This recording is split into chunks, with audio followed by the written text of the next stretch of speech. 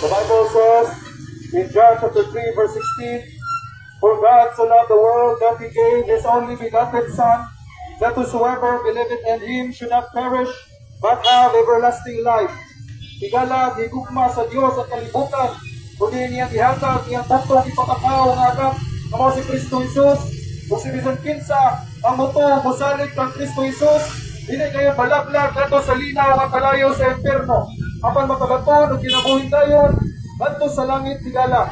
Wala nga atong saligan ang atong Ginoong Jesucristo, kaya siya lamang ang Ginoo nga namatay sa krus sa Kalbaryo tungod sa atong mga sala.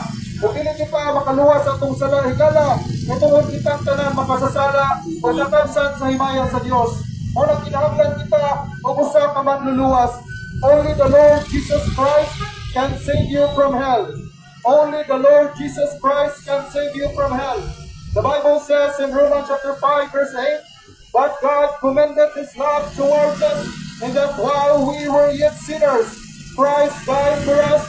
Samtang makasasala pa kita, si Kristo Jesus namatay tungod sa atong mga sala higala. Murag akong gugma, grasya o kaluoy, nagihatag sa atong Ginoong Jesucristo. Believe on the Lord Jesus Christ, and thou shalt be saved. Tumuo ka o sumalig ka ni Kristo Jesus, aron imong kalag na luwas, gikan sa kalayo sa impyerno. Jesus saves sinners. Jesus loves you. Jesus died for you. And to God be all the glory.